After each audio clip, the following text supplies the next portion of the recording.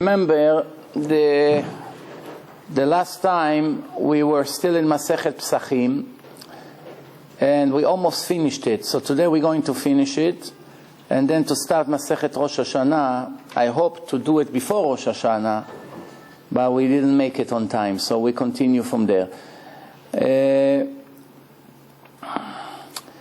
I want to just refresh our memory. The last subject that we spoke about was about all the treasure that the nation of Israel took out of Egypt when they came out after 210 years of slavery and the defeat of Pharaoh and his army and his nation. The nation of Israel came with large treasure out of Egypt. And then we described, if you remember, all the journey of this treasure, how it went from one nation to another. Everyone was robbing this treasure in a war, as the Bible described, the Tanakh described, and until it ended up again in a circle, and it ended up in Israel again. Today we're continuing, and it says like this. עתיד הקדוש ברוך הוא לעשות סעודה לצדיקים. One day, after the Mashiach will come, the Messiah will arrive, after the resurrection of the dead. Now we're waiting for that day for already thousands of years. After all these great prophecies in the Tanakh that describes these great days, one thing will take place. What is it? It will be a special meal that God would make to all the righteous people who lived in history. Since they all resurrected and came back to life, it will be a gathering of all the legendary figures that we know from the Bible. And the Gemara, which is the oral Torah, describe what's going to happen that day. Listen good. Hashem will make a meal for all the righteous people, and they serve the glass of wine. As we know, when we make Birkat Hamazon, it's more recommended to do it with a glass of wine. It's more respect for the mitzvah. When we pray after the food that we eat, we have the glass of wine, it's more mitzvah to do it. Why all the mitzvot in Judaism relates to wine somehow, to the grape? Why is it? Because according to the Torah, the tree that Adam ate from was a grape tree. Yeah, not apple. The Christians made it in their cartoons and in the church, they made it apple. But the truth is it was a grape tree. And a grape, it's a fruit that symbolizes the nation of Israel more than any other fruit or vegetables. Why? Because every other vegetables or fruit, if you know how to mix between two different kinds, you can create a new kind. Like they take an orange and grapefruit, let's say, and you can make mandarin or something like that. So, there's all kinds of new fruits coming out, like kiwi. I heard is a combination of strawberry and melon. They took the seeds of both of them and they created a new fruit. So it's a man-made fruit. God made the seeds. You take two different seeds, you mix them. Or like you take a white person and a black person, you mix between them, you have half and half. Like, what do you call it? Chocolate? Huh? In Israel, you're not allowed to mix. In Israel, you're not allowed to mix, but the Goyim, the non-Jews are mixing, like the Arabs, the Romanians, they're allowed to mix. The Jews not allowed to interfere with the foundation of the creation. It's one of the sins not to mix. And that's why the Torah forbid the farmers to plant things too close one to another. The Gemara says each kind, how much distance you have to keep from one tree to another, that the roots will not get mixed. But one fruit does not get any mix. No matter how much you're going to try to mix it with another fruit, it will always reject it. What is it? The geffen, the grape tree. And that's as God ordered the Jews that they are not allowed to mix with any other nation. As the Torah says, you should not get married to any other nation, and I explained it in my other lectures in here and in different places, has nothing to do with the Gentiles, if they're good or bad. They love the Jews, they hate the Jews, they're intelligent, they're not smart, they're rich, they're poor, it's male, female, has nothing to do with that. It can be the nicest Gentile in the world, the nicest one.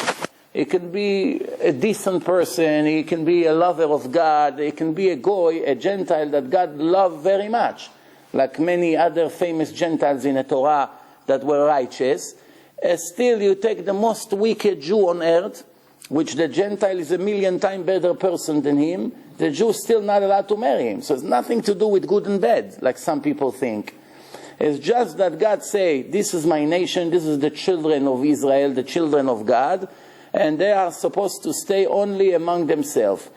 However, if the non-Jews are converting, and they become officially Jews, that's a different story.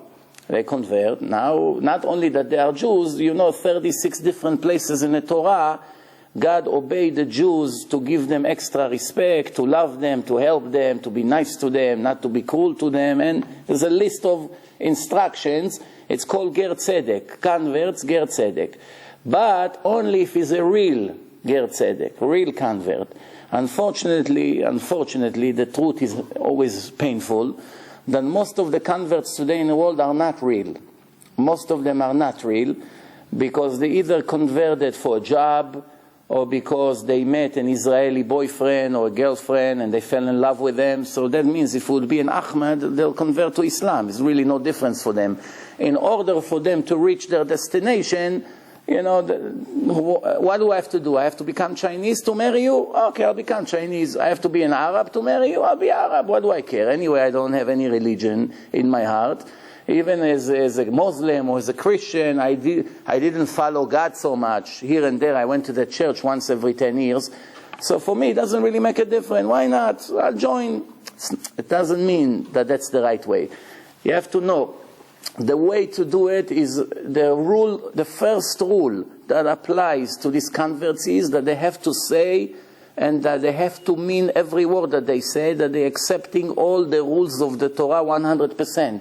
If they say, I will accept 99.9, but this commandment and that commandment is too hard for me, I cannot do it. So they tell them, come back when you're ready for it. Right now you cannot convert. The dumbest thing to do is to convert when you're not ready to keep the mitzvot. Why? As a non-Jew, you can be very righteous by keeping only 7 laws. Very easy to be a Gentile that is righteous. You should not kill, you should not steal, you believe there's only one God, you don't eat any raw animals before you slaughter them or kill them in any way, you obey the rule all of the court and the police, and you don't worship any idols, and no sex crimes with the 7 relatives. Here you are, a righteous Gentile. So, sex crimes with the 7 relatives, most of the Gentiles in the world, 99% of them, don't even dream to do such a thing. So right away, they have this commandment. Most of them are not murderers, so they have that one. They don't eat raw animal in our days, it's not in style, so they have that one. Most of the, unfortunately, by Christianity, they have a serious problem. They believe that God has a son. So that's a very serious problem for Gentiles. They have to believe there's only one God, no partner, no son, no father, no brother, no cousin, no wife, no nothing. Just one God, as the 10 Commandments order us. So a Christian that doesn't believe in JC, he believes in one God, or a Muslim that believes in one Allah, which is one God, then he has this commandment as well.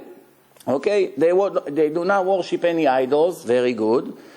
So one sin is very popular by most people in the world, is stealing. Now stealing doesn't mean you have to be officially a thief that rob banks, or breaking into your friend's apartment and steal his items there. No. Being a thief means you work in a company and you're using the phone to make private phone calls without permission, or you're getting a stamp when you need to send a private letter and you take a 40 cents and you put it on a letter. It's only 40 cents, but you become officially a thief because God watches everything you do. So this is the main problems that the non-Jews have in this world.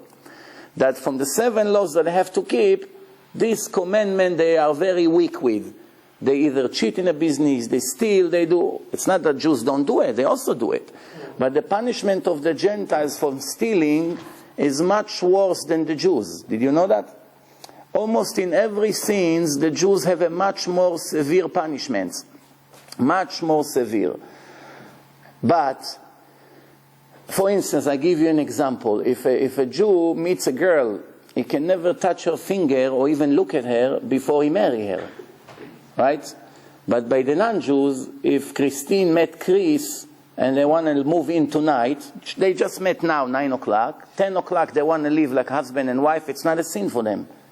They're not getting punished. They're allowed as much as they want.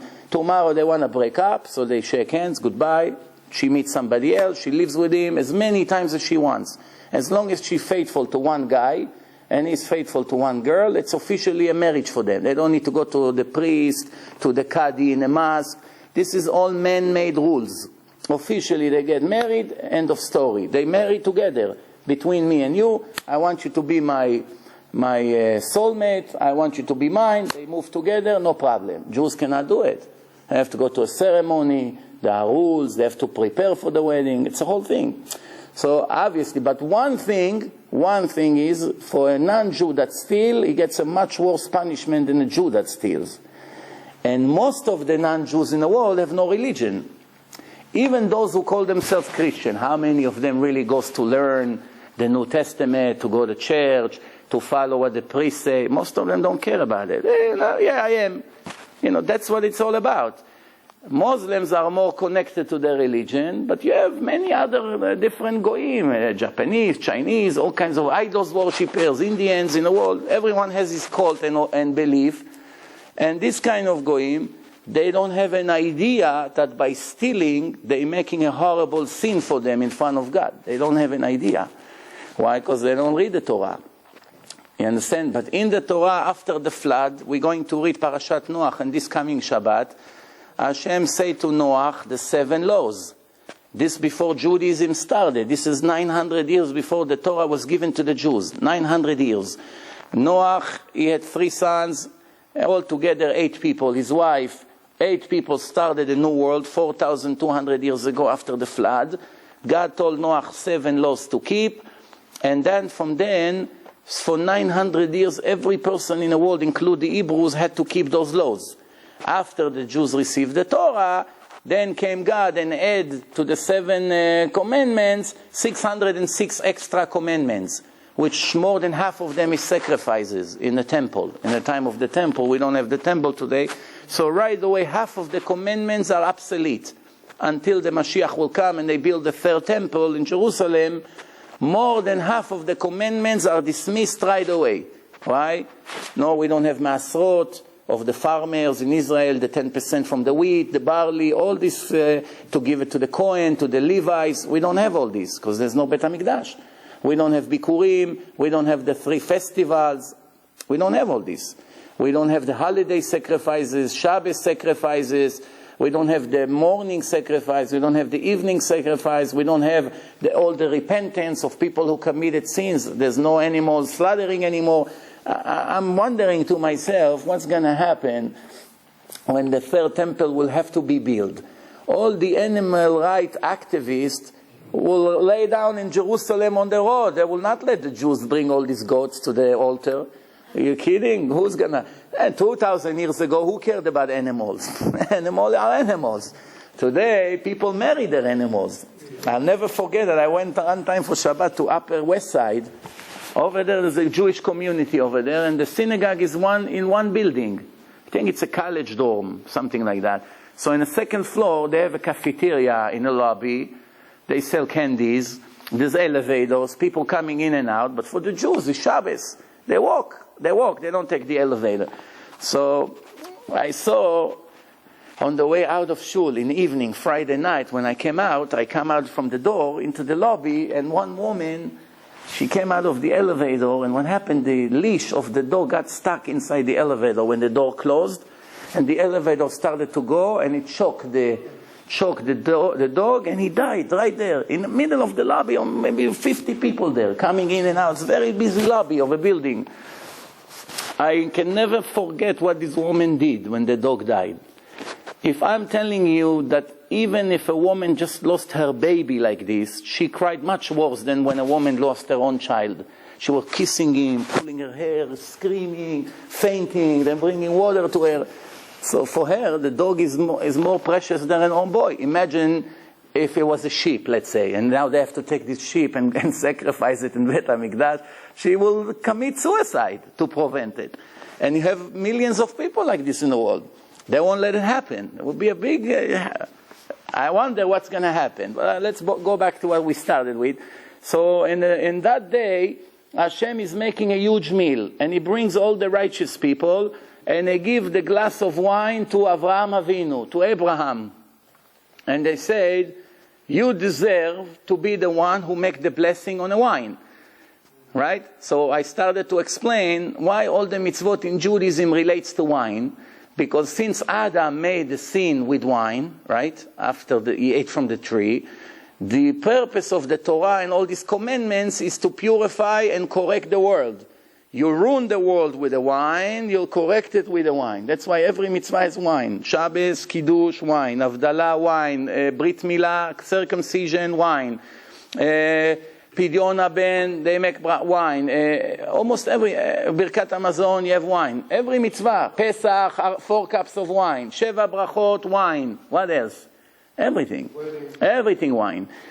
You understand? So this is it. Okay, now, so Abraham says, I cannot say a bracha. I don't deserve it. Why I don't deserve? Because remember, it's all the righteous people sitting there. Moshe, Moses, Aaron, Yitzchak, David HaMelech, King David, all the important people sitting there in that huge meal that is going to take place. So he said, I don't deserve. They ask him why. He said, because I had a son that is a wild beast. Who is he? Ishmael. The Torah said that Ishmael is a Pere Adam. What does it mean, Pere Adam? A wild beast. Now you understand where all the terrorism come from. Sometimes they have no control.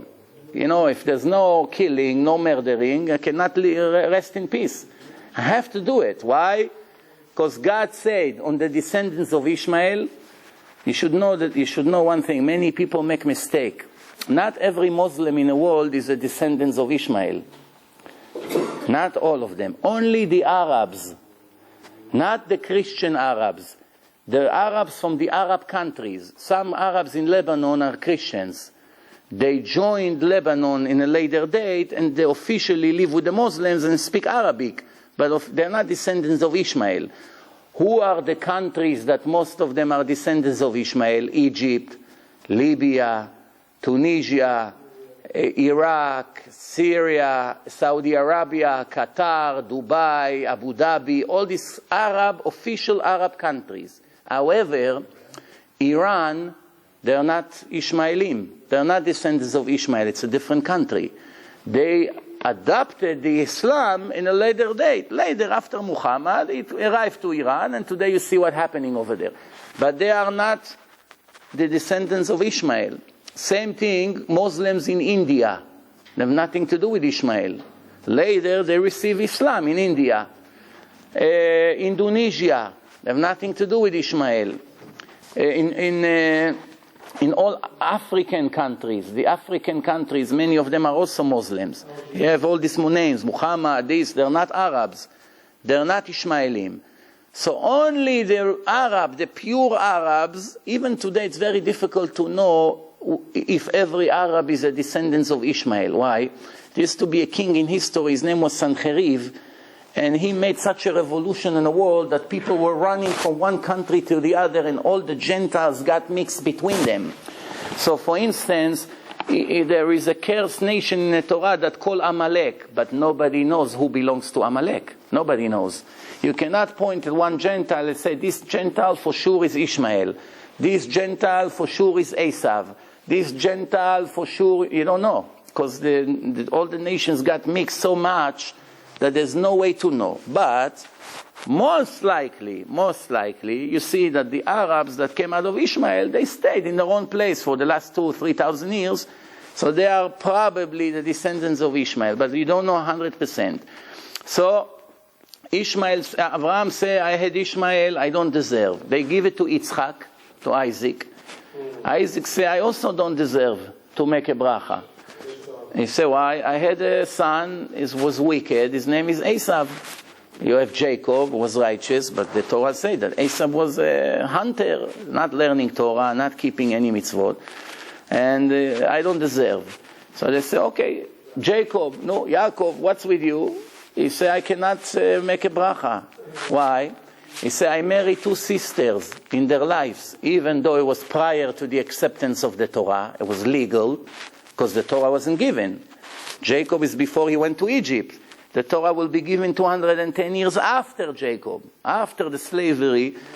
But since he did it, it's a stain in his record. You know, like later it's going to become an illegal thing to do. He said, I don't deserve to do it. No. So Jacob didn't want to do it. No, they went to Moshe Rabbeinu. No, Moshe, the legendary most righteous person ever lived. Who deserved more than him? So he said, I don't deserve it. He said, why? He said, God punished me. I never entered the Holy Land. Not in my life, and not after my death. Even usually, if a Jew dies here in New York, they write in their will to their children, take me to my grave in Jerusalem. So they take him in El Al, they put him tomorrow as a funeral, finished. Right? Many of them do it. Moshe say, even after my death, I didn't have the merit to go. So, I am not worthy of making this bracha. So, they come to Joshua. No, you took Moshe's place. You make a bracha. He said, no, I never had a boy. My descendants is cut. I didn't have a boy. God didn't give me a boy. That means I don't deserve to make a bracha. So they come to David HaMelech. They come to him and say, no, you. So he say, Ani avarech, I will make the bracha, and I deserve to make the bracha. Shene'emar, where does it say it? In Tehillim, in Psalms. Psalms 216. There's 150 chapters. 115. Remember, what does it say? Kos Yeshuot Esa. This is when we make the bracha. We always say it when we don't realize. Kos Yeshuot Esa, uveshem Hashem ekra. I carry my cup up and call in the name of God, right? Who said it? David HaMelech. Why he said it? Based on that day, that when Mashiach come and they make that big meal, and that time, David HaMelech will make that meal. When will it be? It should be around the holiday of Sukkot, which we just had a week ago.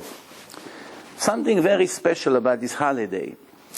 We have three important holidays. We call it the festivals, the regalim, Shloshet HaRegalim. Shavuot, it's the holiday we got the Torah. It's only 2 days. In America, 2 days. In Israel, 1 day. In the exile, is always double, 2 days. Okay. Then we have Pesach. And then we have Sukkot. We have Sukkot and then Pesach. But what's the difference between Pesach and Sukkot? It's interesting. Pesach separate the Jews from the Goyim completely. There's no permission to the Jews to invite a Gentile to eat from the sacrifice of Passover. Not allowed. Only members that gave their names prior to the slaughtering can eat from that goat. Even other Jew that joined them later, he cannot join it. If a Jew is not Shomer Shabbos, it's like a goy. Cannot eat from that.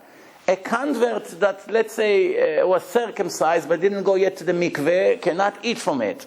Somebody that is not pure in certain times, when the minority of the people were not pure, they tell them you cannot eat from it. There will be a second Passover a month later, right, in the 15th of Iyar. Then you will have your own goat to sacrifice. Pesach, even in Leila Seder, it's a complete separation between the Jews and the non-Jews. Why? Since we came out of Egypt, we went to freedom out of such slavery and suffering. It has to distinguish, to separate completely between us and the nations. Sukkot, exactly the opposite. If we read in Haftarah, when we read in a synagogue, it's speaking about the war, the last war that will take place in the world. 2/3 of the people in the world will die. It's describing 100% an atomic war.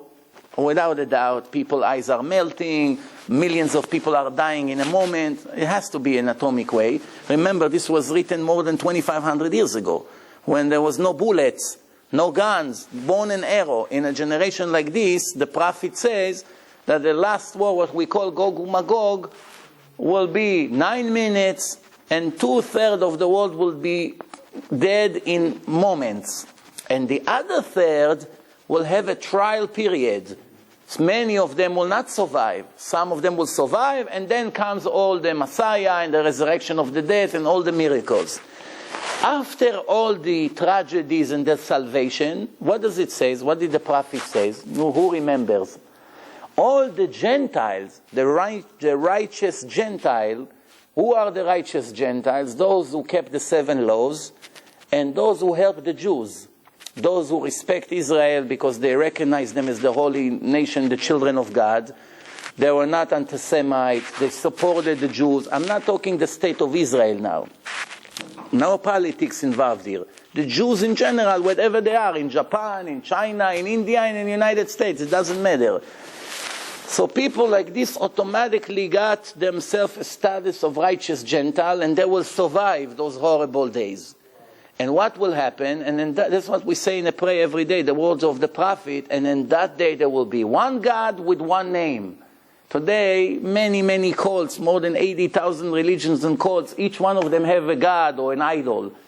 And a different language, and churches, and mosques, and Hindus, and Buddhism, all kinds of things. At that day, nobody will have a second opinion or a third opinion. It will be everybody understand the God of Israel is the only God. However, it says that the Goyim, the Gentiles, will come to celebrate the holiday of Sukkot. That's what it says. I was very surprised. You read it. What does it say? All the Gentiles will come to celebrate the holiday of Sukkot. Sukkot is interesting. In the holiday of Sukkot, in the time of the temple, the Jews used to slaughter 70 cows. All these cows were for who? For the 70 nations. Each cow to one nation. Even though if you look at the map today, you have more than 70 nations, right? More, maybe more than 300 nations. The 70 nations that the Torah speaks about are 70 roots. For instance, the Arab is one nation. Even though they separate them to 12 or 15 countries, they all belong to one man, Ishmael. So all of them is one unit. Syria, Lebanon, Saudi Arabia, Jordan, it's all together, it's all brothers. They have the same language, the same tradition, the same names, everything the same. Same thing in India. You have so many different cults and different groups. In reality, it's 2 or 3 nations over there, that's it. South Korea, North Korea, who cares, South and West, or North? It's one country, one nation. Altogether 70 nations. And each nation has an angel who is in charge of that nation in heaven. It's like the lawyer that represents their case. So the Gemara say, twice in history the Goyim destroyed the temple, and they have no idea that who did they hurt? They hurt themselves. Because the Jews were sacrificing every Sukkot holiday as a special sacrifice for this nation, for that nation. And a sacrifice, it's a repentance for all their sins. It gives them better life, better living, better everything. So by destroying the altar, they're actually damaging themselves without knowing. Only the last sacrifice of Sukkot was for the nation of Israel, in Shmini Atzeret, the last day, the 8th day of Sukkot, which Sukkot officially over. In Israel it's 7 days, the 8th day it's another holiday, Shmini Atzeret. So only the last one was for the nation of Israel. All the other ones was all for the nations. So everything around Sukkot, it's like welcoming all the people around to come to join the nation of God. So we're continuing. We finish Baruch Hashem Masechet Pesachim. We're starting Masechet Rosh Hashanah. The Gemara says like this. Rabbi Eliezer say the world was created in Tishrei, first month in a Jewish calendar. Sometimes you find in the Torah that Tishrei is the first month. Sometimes you find that Nisan is the first month. Why? Depend for what subject you are counting. We have different counts. Sometimes we count from Nisan to Nisan. Sometimes we count from Tishrei to Tishrei. Because it depends what we're counting for. We'll explain in a minute. So Rabbi Eliezer said the world was created in Tishrei. The month of Tishrei, which we're just finishing it on Friday. Friday is Rosh Chodesh Cheshvan. This Friday the month is over, but we're still in Tishrei right now. Still in 2 more days in Tishrei. So this is the first month. The world was created in Tishrei. In reality, the world was created in reality on the 25th day of Elul, according to his opinion. Tishrei was Friday, the 6th day in the creation when God created Adam. We don't really care so much what happened before Adam, the animals and everything that was created, the sun, the moon, the water. It's important, but for us, the calendar really begins on the birthday of Adam. Because when the world was empty of people, what's the purpose? Once Hashem created the first man on earth, from there we count the calendar. So that's why I say Tishrei, which is the first day of Tishrei, it's Adam. That's why we have Rosh Hashanah, first day of Tishrei every year. 5,771 years, every year for the birth of Adam, his birthday becomes the judgment day of all the people in the world, Jews and non-Jews, animals, trees, everything. Then, what else happened in Tishrei? In Tishrei, all the fathers died, Abraham, Isaac, and Jacob. This is the month of their death. In Pesach, Passover, Yitzchak was born, Isaac. Isaac was born.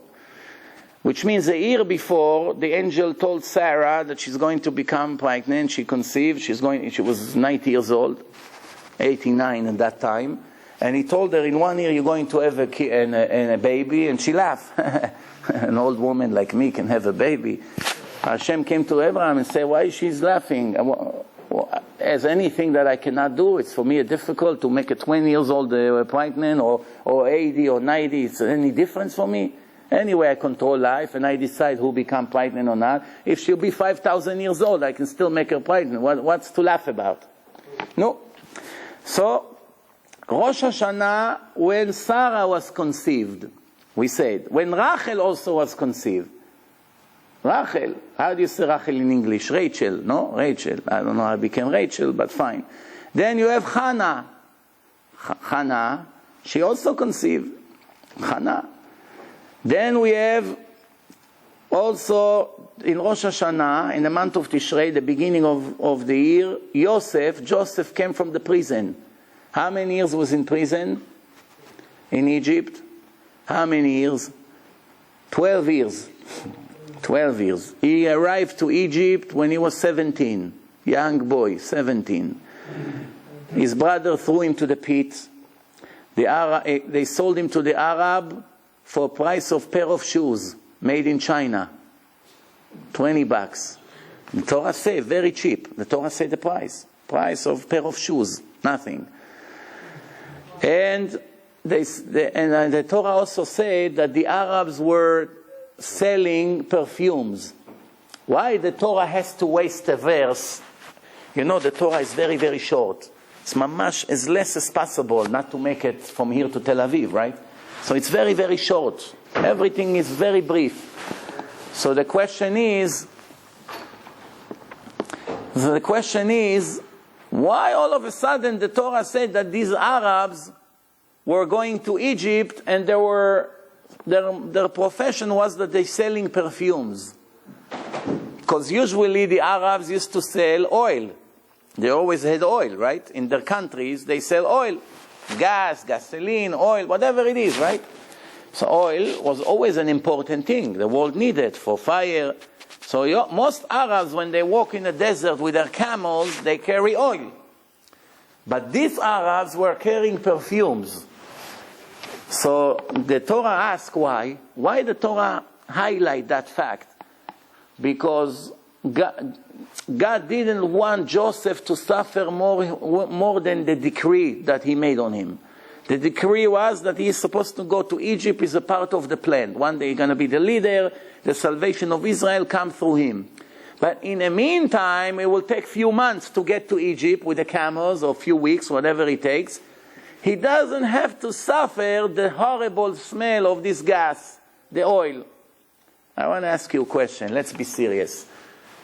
Who cares now? Your life is over. You're 17. They sell you to be a slave in Egypt. You're not going to see your father and brothers anymore. Your nation are over. Your history are over. Somebody going to kick you like a dog. Do this, clean here, go bring water from the Niles. To smell a little bit oil. That's the relief that God gives Joseph. The smell? Oh, what's the relation here? So I saw a beautiful explanation. He said, no, it's not about this. Whenever Hashem decree a tragedy to a person, a punishment, any kinds of thing, inside the most horrible situation, there is always a message. I'm still with you, I didn't leave you. There's always something encouraging. Like he can put you in jail, you're stuck, no kosher food, you don't know anyone, all kinds of murderers around you, you don't know what you're doing there, your wife is at home, nobody knows where you are, you want to jump from the window and kill yourself. All of a sudden, one policeman with a Star David come, oh, you're Jewish, yeah, what, you okay, do you need something? Yeah, give me a glass of water. No big deal, so you got a glass of water. Let me go to the bathroom. So he said, okay, come, I'll open the gate for you, I'll take you to the bathroom. No, what's the big deal? You're in prison, who knows how many months you're going to be there? A little thing, just to show you, don't worry, I'm still watching you. I still didn't leave you. It's a part of the plan, don't break. This is the message here. No? So, we're continuing here. So, what else happened in Tishrei and Rosh Hashanah? In Rosh Hashanah, the slavery stopped in Egypt.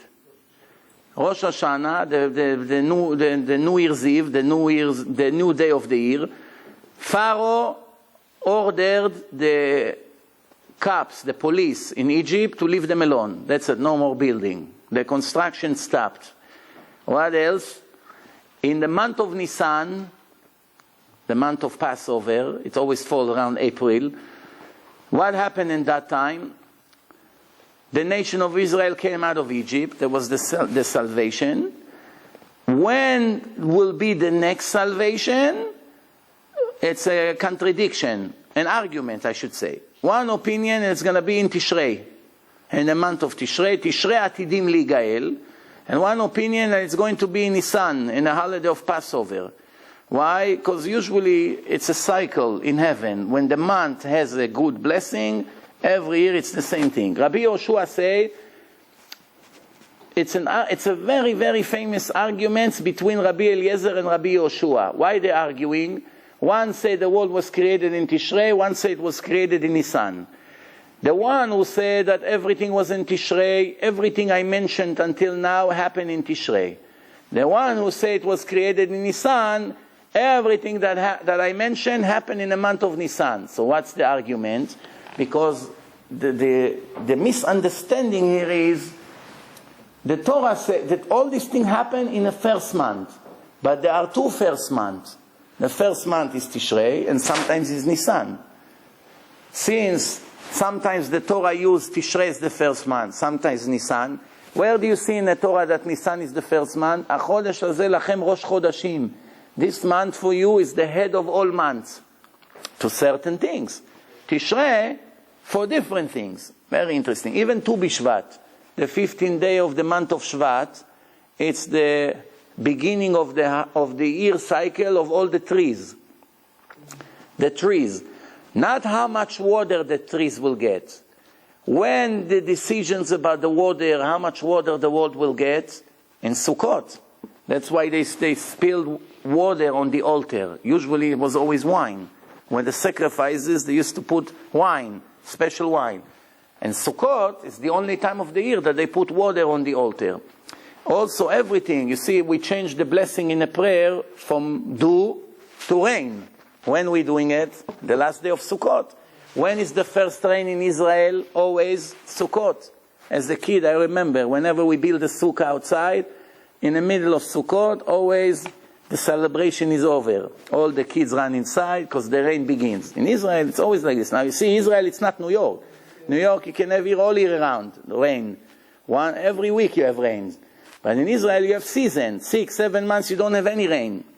And then you have 5 or 6 months that you have rain constantly. Okay. Then, בארבעה פרקים העולם נידון. There are 4 different judgments to the world. 4 different subjects, 4 different trials. In Passover, God decides how much grain, the 5 kinds of grain, how much grain the world will have. It will be a blessed year, or it will be shortage. All the commodities, like the wheat, the barley, the oat, all these things, the rice. So everything is decided when? In Passover. בעצרת על פירות האילן. Like I just said, when we change the blessing to rain, how much rain and fruits the trees will have. In Rosh Hashanah, in the holiday of Rosh Hashanah, which is the first day of Tishrei, every human being and every animal's life is determined. Are we going to live this year or are we going to die? Are we going to be sick? Are we going to be healthy? Are we going to be wealthy or are we going to be poor? Are we going to get married or are we going to stay single one more year? And millions other things that apply to us, Jews and non-Jews, and even to the animals. Everything is decided on Rosh Hashanah. Every person and every creature in a creation has what? Has a file. And Hashem decides what's going to happen in this year. Then, Rabbi Yitzchak says, one good thing, it's important for a person to scream to God. When a person has a problem, it's very important that he not only pray to God, he scream with all his heart. Doesn't have to be in a synagogue. He can be in his own home if he's embarrassed. But when he scream with tears to God, his chance to change his decree is much higher. Now you may think it's only good when you scream before God is making his verdict. After the decision was made, what's the point of screaming? You can scream until tomorrow. The Gemara say no. Even after it's sealed, you scream, it's still productive. It can still help you. Then, Hashem say in Rosh Hashanah, you blow the shofar. It reminds me about Abraham taking Isaac to slaughter him on the Moriah mountain. That's where the western wall is, right there on the mountain. When you blow the shofar, what's the shofar? It's the horn of the ram that was stuck in a bush, in a tree over there. So but when Abraham slaughtered that animal instead of Isaac, it brings a lot of mercy to the Jewish nation. That's one of the secrets of shofar. Then make me your king and the king of the world in the holiday of Rosh Hashanah.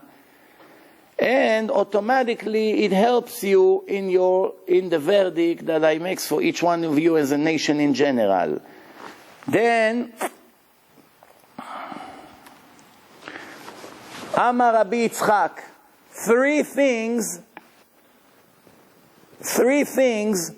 are bringing up the sins of a person to trial. It's like the prosecutor jump. Your Honor, look what else he did. Here. He brings everything in front of the judge. What are the 3 things? When a wall is about to fall, it's tilted. It's not standing straight, and it's not all the way down. It's beginning to shift. Tilt. What's the connection? I'll explain in a minute. Iyun tefillah, when a person prays to Hashem, and right after he finished the prayer, he begins to check what happened with my prayers. And when a person says to his friend, you owe me money, give me the money. And he says, no, you owe me. No, you're right, I'm right. So one of the people, usually it happens a lot, you know what? Don't give me the money. Hashem will be a judge between me and you. And he leaves. Right? It happens a lot. This is a very dangerous thing to do. Why? Maybe you're right. Maybe he owes you money. Maybe he's a thief. Maybe he's a crook. 100%. In that particular case, you may be right. But even if you're right in this specific case, you're not always right. Maybe you're also a thief. Maybe you owe money to this guy Reuven or to this guy Shimon. You also owe money maybe to your salesman, to your employee, to your ex-wife. There's all kinds of things, no? The people owe money, no? So by coming and telling him, you know what, you don't want to pay me? Hashem will be a judge between me and you. What does the Satan do? Say, Hashem, this person asks you to be a judge between him and him. But who do they judge first? You. Why? You cannot come and tell God, judge him because he stole from me. You're right, he stole from you. Before they check if you're not the same like him. Because if you're worse than him or you're just as bad, what's the point? You know? Imagine a drug dealer sue another drug dealer. The police know them very well, that they are in charge of all the market here in New York. So one drug dealer comes to the judge, Your Honor, look at him, he sells drugs to kids and kill them. What's going to happen to him? The judge said, get out of my face, you chatzuf. You're coming to complain about him, you're much worse than him. Nobody will take him serious. Same thing here. Why a wall that is about to fall on the head of a person right away open up his file? Why? Because he needs now a miracle to get saved. He put himself in a dangerous environment. The wall is only a symbol. It's not necessarily literally a wall. Any kind of danger. You go to Harlem 2 o'clock at night with a bag full of diamonds. In the neighborhoods over there, you see all these guys with their guns looking at you over there. And you walk with your diamonds, and you went through and they didn't touch you. You know, the little delicate guy, walk with a nice fancy bag. What's your chance to walk through? And nobody will call you, hey, what's going on over there? It's dangerous. No, it's a dangerous neighborhood. Statistics show. You made it through. You should know that God made you a miracle. Because naturally, you put yourself in a minefield. But because you got saved, they take away from your credits, from your rewards to the next world.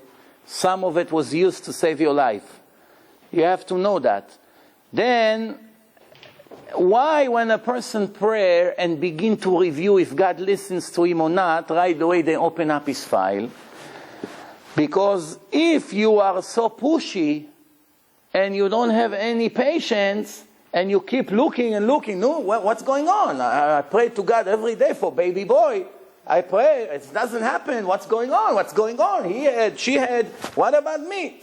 So the Satan says, okay, let's check if he deserves. Most of the things we get, we don't deserve. We take it for granted, you know. We don't deserve. We just, whatever we get, we always want more. This is the nature of a person, right? One guy, he was judged by the court to get 39 touches with a whip. They used to have a special whip made from a calf, that it's not so hard. Cow skin is much harder. The meat and the skin is much harder than the calf. The calf is there, it's soft, much softer and lighter. So they make it soft that it won't be so cruel. You know, you deserve whip, but it doesn't have to be such a killer. So he told the guy, listen, you have to hit me now 39 times. How about I give you $1,000? And you don't hit me so bad. So the guy said, okay, put the money. So they push the money in an envelope in his pocket. So the guy goes like this, they turn around. He goes like this, everyone is watching. He goes like this, but you know, it doesn't really hit him hard. Oh, and the guy screams, it's all a show. For 38 patches, the guy screams, it's like Broadway now. Then the last one, he gave him such a hard one. The guy almost collapsed. So the guy said, it's not fair, you're cheating. I gave you money, what is this? But why you gave me the last one so hard? He said, I wanted you to know what a great deal you made. If I wouldn't hit you the last one like this, you would think, how hard it could be. Now you know what you got saved from. You understand? That's the way we are. You have to know. Okay, so anyway, it's three things right away opens the file of a person, as I mentioned before. Then, four things are overruling a judgment against a person. There is a judgment against you, a decree, and it can be cancelled. What are the four things that can cancel a decree? It's a final decree. After Yom Kippur, it's sealed already, finished. And God forbid a person is supposed to die, problems, who knows what. It could be a lot of tragedies. Four things can change it. One is nice amount of charity that he gives out.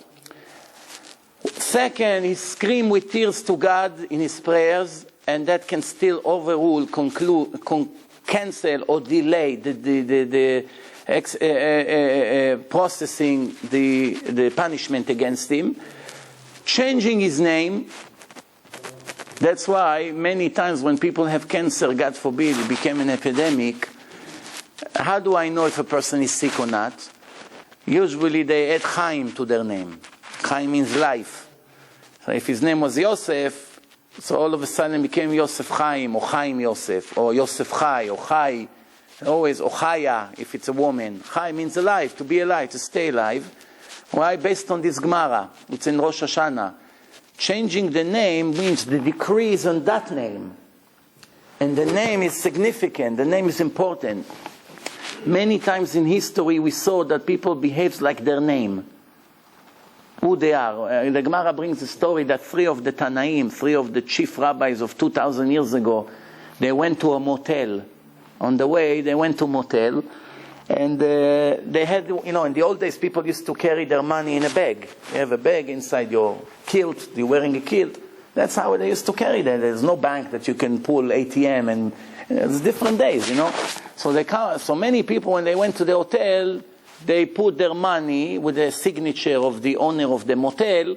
He has a safe, like a safe with a lock, and they put it over there, and in the morning when they leave, he gives it to them, right? So they came to the hotel, and they asked this guy, it wasn't a Jew, they asked him, what's your name? Why do they care his name now? You want to give me your money? Give me your money. You go to Citibank, you ask the teller, what's your name? Give him the money. No, because you trust Citibank. You don't care about the teller. You trust the bank. But over there, it's a different story. There's no bank. It's an individual. You have to know. So I ask him, what's your name? He said, Kidor. Kidor, it's his name.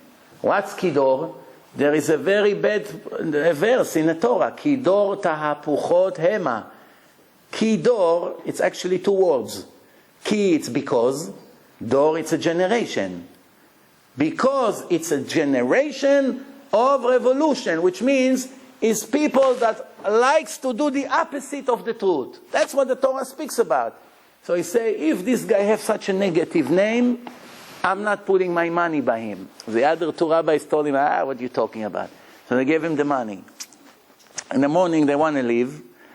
So they come and say, hello, Mr. Kidor, please give us the money. He said, what money? So what money? What money, he says. That reminds me about another story. Don't worry, we'll return back to this story. One rabbi, two guys went to yeshiva together. They learned all their life. When they became 20, one went to business and one continued to learn. The one who continued to learn 20 years later became a chief rabbi. He has his own yeshiva, he has many students, he's teaching them Torah.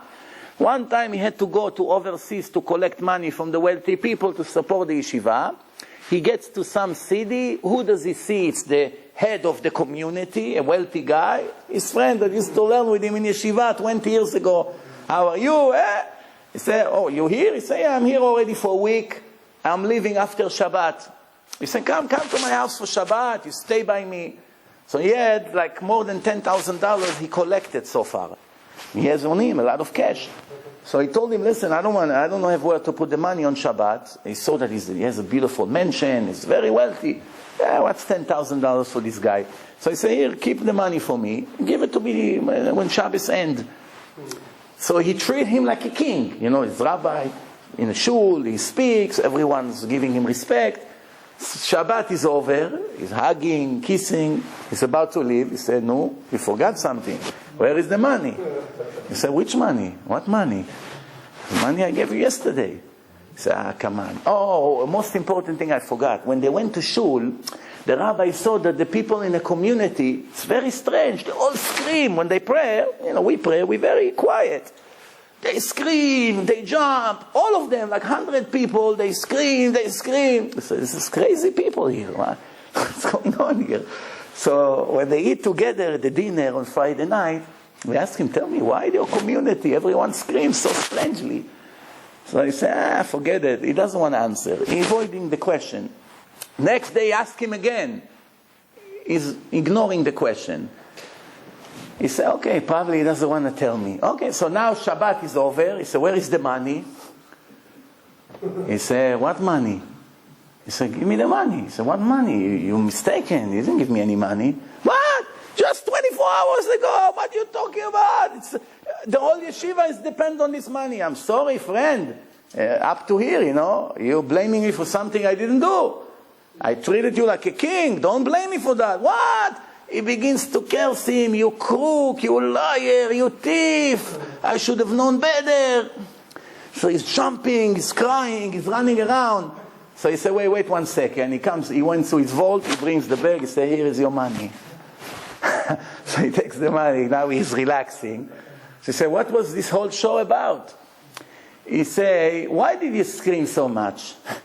He told him, because you killed me. You just killed me. I was thinking, what's going to happen if I lost all this money? I'm walking around for a week here. He told him, you see, that's my answer to your question.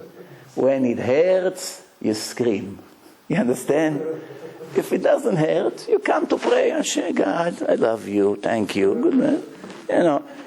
When you're dying tomorrow, God, I'm dying tomorrow. Please have mercy. No. Why? No? Like crazy. They tell you run crazy naked on the street, you get saved. What do? You do it. You want to live. So anyway, this guy is telling them, Kidor, what money? What money? The rabbi said, wow, all this money we carry with us, what are we going to do now? There's no witnesses, it's only us. What are we going to do with this guy?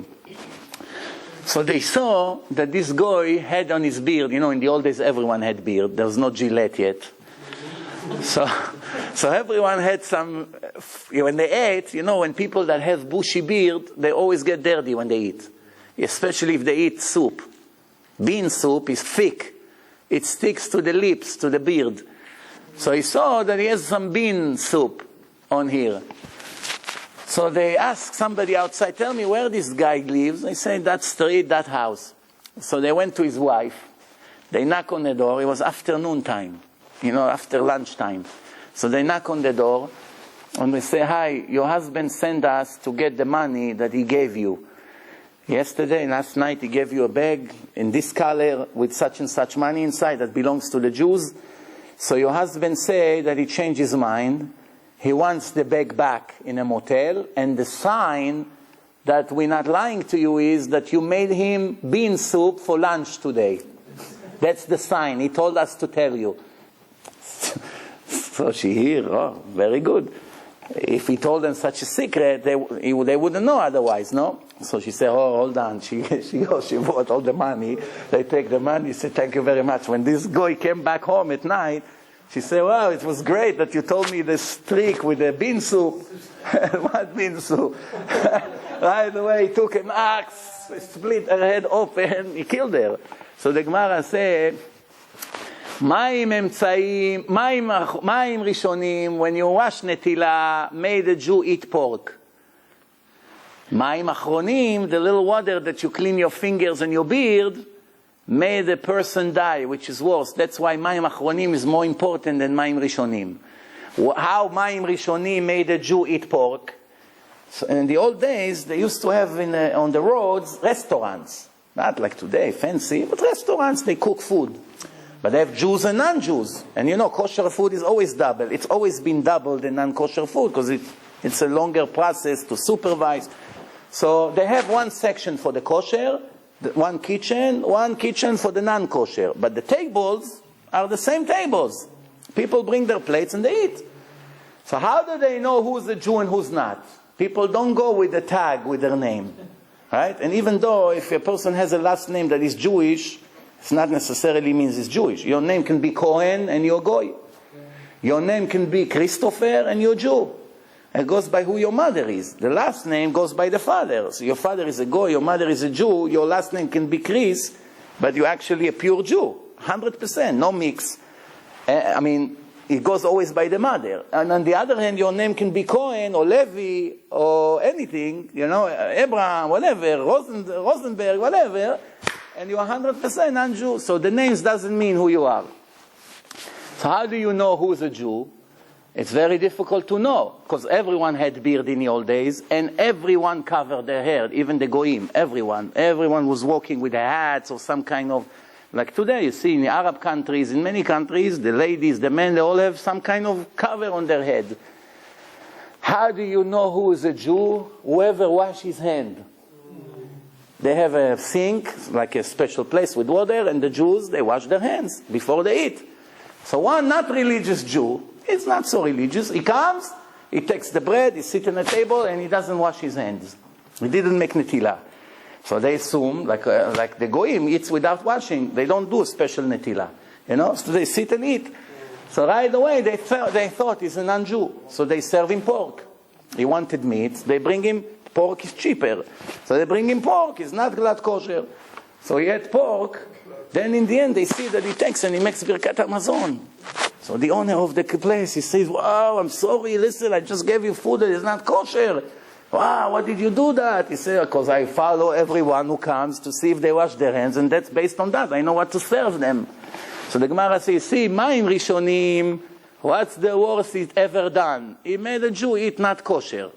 No, but it's not as bad as murdering someone, no? It's nothing to compare. But the Mayim Achronim that people don't pay attention to, made a person die. This is the wife of this Kidor. Just before we finished, so the change of the name, and so we said, tzedakah, tzeaka, shinui Hashem, veshinui maaseh, and of course tshuva, becoming righteous, changing your evil way. If you change your way, automatically it helps you. How do we know all these things? How do we know that these four things helping? The Gemara bring the proofs. And God said to Abraham, Sarai, your wife, her name wasn't Sarah. The original name was Sarai, with Y in the end, Yud. Don't call her Sarai anymore. Her name will be from now on Sarah. Sarah. And in the end, I blessed her, and so forth and so on. So when the blessing came to her, only after her name received the hay of God, right? It became Sarah instead of Sarai. So the name before wasn't so good. Now it became a much better name. Oh, the blessing came. See right away the name. I know 7 guys who their name is Herzl. Herzl was one of the most wicked Jews in history. One of the most wicked Jews in history. Even though he fought very badly to get Israel a state, from political point of view, in his diary, it's called Alt Neuland. He wrote a diary, a book, a famous book, it's all over in many languages. He wrote that his plan was to convert all the Jews to Christians. He even sent a letter to the Pope, give me some time. We will overcome the anti-Semitism by raising the new generation to be pure Catholics. And that will prevent the racism and the anti-Semitism. What a fool. The Jews were always suffering no matter what they did. Were they poor, they were rich, when they were very religious, when they were not so religious, when they were in power, when they were lowlifes, down to earth, doesn't matter. Why the Jews always suffer? Because God doesn't give us rest. Because when a person sits and smokes a cigar and is wealthy and nobody runs after him, he doesn't need God. When people remember Hashem, when Ahmed is coming with his rifle, then people begin to scream. This is it, that's life. A person, he lives in a mansion with his servant, he has time for God. He has come to the shul 7 o'clock every morning. It's reality. So, this is one thing. Second thing is, it says like this, How do we know that changing your deeds make you automatically get rid of the bad decrees that you're supposed to get? When God sent John the prophet, to the city of Nineveh, it's a Jewish prophet. He sends it to a city of Gentiles. All of them were not Jews. And they were very wicked. So the Jewish prophet told them, God giving you 40 days to repent. By the 40th day from now, he will destroy this place completely. The king called all his people. They all came to listen to the word of the Jewish prophet. And they decided to make tshuva, repentance. They started to fast, they wore a sack, they put ashes on their head. And they changed their bad things. They used to steal, they used to cheat, idols, whatever they used to do bad, they changed. And what did God say to the prophet after the 40 days? No, am I going to destroy them or not? The answer is no. No more reasons to destroy them. What did he say to him? Vayar ha'elokim et ma'asehem. And God reviewed their actions, not their fasts. Thousands of goyim fasting. It's important, but not so much. Wearing a sack, not so much. Putting ashes on their head, not so important. Screaming to God, very important. What's the most important thing? Changing their bad ways. You're a thief, you stop, you're not stealing anymore. You're worshipping an idol, you smash the idol and you scream to the real God. You speak gossip all day, you stop. You're cruel to your wife, you become a great husband. You begin to help, you begin to share, to participate, to support mentally and physically. You become more generous, you give more donation. People think, I'm going to be nice to the whole world except to my wife. They don't understand that the first thing God judging them is how they are in their house. Because you have a bigger obligation to be good to your family members than to strangers and foreigners, even to your brothers and sisters. Because the chesed, the real chesed, starts from your closest people, not for somebody across the street. It's also important. Where does it say it in the Torah? There's a list of chasadim, of kindness that Hashem ordered us to do, but it comes in the right order. The ones who are closer to you comes before somebody from another city. And there's a list. If you have your son needs help and the son of your neighbor, you must help your son. You cannot say, I love the other boy better. Your son comes first. Your wife comes first before her sister, or before the neighbor, or before your sister, or before your mother. Before your mother also. Because the Torah says once you get married, your parents become secondary. If the closest, the other person, the closest one is far, but by the way you go, you have to help. No, it doesn't go by distance, by territorial distance. We're not speaking about 5 miles or 100 miles. It's speaking in relation, in relative. Your sister can be somewhere else, and but you have to understand one thing.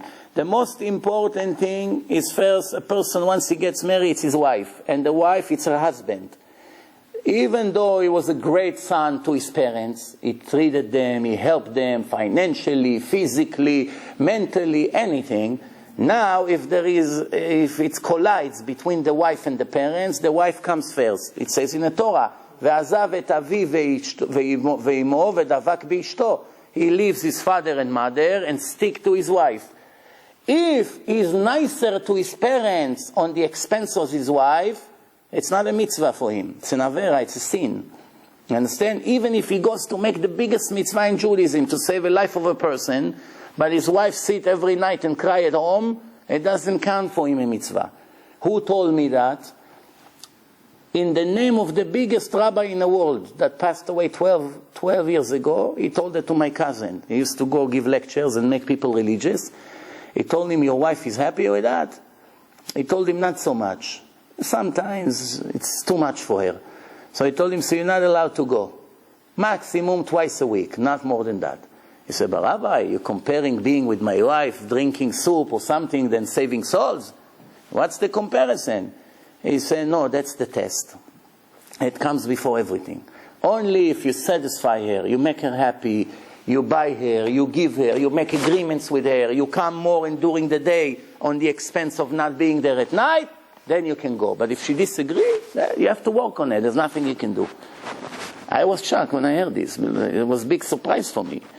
But it just shows you that people do not understand. Now, I want to ask you, where is the common sense here? Why it's so important? Why the wife is so important? Why it's like your second God? Why is it? The connection quicker go to heaven. No, but what's the main reason? Because everything that you have in your life, connects to her. The blessing, the children, the education of the children, how your children's going to turn out, your laundry, your food, your house, the cleaning of the house, supporting you, behind you, crying, praying for the house. Everything somehow starts and ends with her. If you're ungrateful to the person who you owe the most, and you're very grateful to people who did hardly anything for you, you're a hypocrite. What are you? You're nothing. You want something from him. One day you need to shop in his store. You want a discount. That's why you're nice. Over here, right? You don't get the honor. If you do something for your wife, she's not standing in front of all the guests. Excuse me, my husband is an angel. He bought me a ring yesterday. That's why. You don't get the appreciation. So that's why, what do you need? What do you need? This is it. So anyway, so it says here like this. They changed their actions. Ki shavu midarkam hara'a. They return from their evil way. They return. That's why God forgive them. And vayinachem ha'elokim al hara'a. And God changed his mind for the bad that he wanted to bring to them and did not bring it. And shinui makom. Changing a place. You live in a cursed apartment. Mr. Bruce Lee used to live there with his Buddha, bowing down to this Buddha, kissing his feet every day, sacrificing flowers and dollars to the Buddha, to the statue, when God cannot stand statues. So, what happened? The house automatically is cursed. There's no blessing. It's negative energy over there. So you see, since you moved to that house, everything is blocked. Everything is blocked. Your business, your depression, this. What's going on? Before I was so happy. I moved here. What's the solution? Sometimes you check the mezuzot, you check yourself, you check everything. Still cursed. Everything is blocked. You move out. Life is blooming. Why is it? Because sometimes changing the place brings good luck to a person. Or changing a state to state, or country to country. Where do we learn it from? And God said to Abraham, Lech lecha, go. And after that, I will make you a huge nation. Over here, I cannot make you a nation where you are. What's the problem? Make me here a father of a billion people. What's the problem for you? You cannot make me here a grandfather? You need to go. You need to let me go over there. I remember when I made my first film 11 years ago. Well, it's by now maybe 12 years ago already. It's the first time somebody ever made a film for Kiruv, for making Baalei Tshuva. Nobody before believed that through videos you can make people religious. So it was all cassettes of lectures. It used to be before CDs. And it was books. Mainly people had patience to read books. Today most people don't have patience to read books anymore. But with all the electronic around us, the brain is not capable of reading so much anymore. So yeah, it's all become visual today. So when we made that, the guy that made the film, he was almost 36, single, not married. He was a movie star, he was a producer in Hollywood, he left everything, he became religious, and now he wants to make the film. I went to Israel, he filmed me over there, he was editing the film. It was very primitive, not like today you have all this computer software. What you can do in an hour used to take a week. But finally, after 300 hours that he finished the film, I was keep telling him, why don't you go on a date? They're offering him dates to get married. So he says, don't worry, I don't have time to get married right now. But I promise you, the day I will finish the movie, first thing I'm going to do is try to get married. It was so urgent to him. L'Shem Shammai, 100% free of charge. Not for money, not for anything. He was a beginner. He was only a few months religious, not even. So the week that he finished the movie, he got engaged. That week. Mazal tov, I'm engaged. He finished with one thing. You're moving to another place. He moved to another place. He went to another yeshiva. He changed the lock. It opened everything for him. And that's it. Okay, we finished so far. We're still next week in Masechet Rosh Hashanah. I'll give you a preview of next week. Next week, we're going to speak about some proofs from the Torah, how the trial of a person works in Rosh Hashanah. We spoke about some of it before Rosh Hashanah. We're going to speak about what comes in the afterlife, heaven and hell, and what happens to the righteous people, what happened to the wicked people, what happened to people who modify the Torah or rebel against the Torah. And it's, of course, with proofs of people from history, what was their end. And we're going to speak about who is considered a criminal by the Jewish nation, who is considered a criminal by the Gentiles. Who is God calling a criminal? Like I just said before, a goy that eats not kosher is not a criminal. It can be a righteous goy. He eats whatever he wants. There's no limitation. Even though I heard one priest speaking to his church, and he said to them, how is it possible that we eat pork?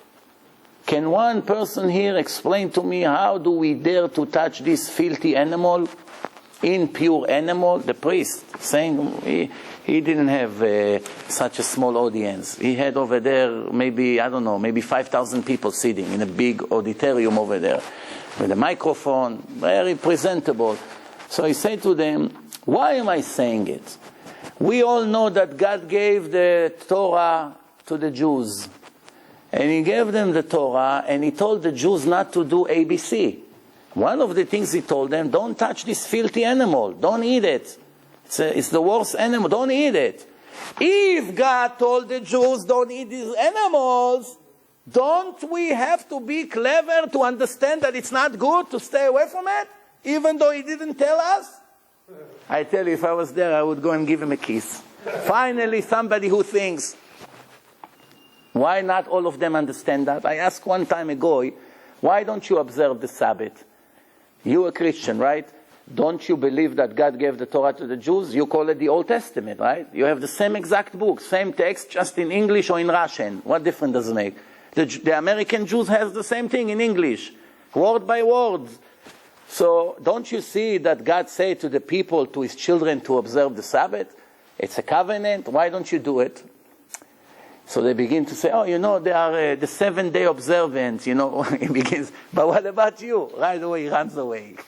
He doesn't have answer. Why you eat not kosher? Why you do this? Why you do this? They don't have answers. Never thought before, hey, why don't I do it? So I have news for you. Every Christian who wanted to be a faithful Christian, religious Christian, first thing he has to do, in order for him to be an observant of Christianity, is keep all the Jewish laws, plus extra. All the Jewish laws and extra. Where does it say it in the New Testament? In Matthew 5. Yossi spoke to his followers, and he said like this, and we'll finish with this. God forbid, I did not come to modify the Torah. I did not erase one letter or add one letter, or even a part of the letter. If anyone modify the Torah and teach otherwise to people, will be cursed in the kingdom of heaven, which means God will curse him. So how can it be that the Christians don't even keep one of the laws that we keep? If it's their God, if they believe in Him, if they follow Him, if they believe He's going to save them, why don't they listen to Him? Imagine a person has his wife and he says, I love you very much. You are my wife, we made a covenant, I gave you a ring, I gave you a contract, whatever, and every day he spits at her, he beats her up, he doesn't give her money, he doesn't help her in any way, but I love you, words, beautiful words, I love you, you're my life, up, boom, boom. She needs a husband like this. She rather get a husband like he's quiet like a fish, but keep his hands to himself. She doesn't want somebody like this. What's the point? JC, we love you. They put stickers on the car, and when he told his followers, you must listen to the Torah. Nobody is allowed to change it one bit. Up. 2,000 years later, nothing. Not even one mitzvah they keep. Why? Nobody thinks. What are we doing? If this is my hero, how can I not listen to him? Besides the fact that he was nothing, that's besides the point. Besides the point that he wasn't there, he couldn't help himself. He can help the world, but that's besides that. That's already the debate that I had. But other than that, little common sense. If this is your hero, you must stick to what he told you 100%, especially when you believe he's divine. Thank you very much. We'll see you next Wednesday. Please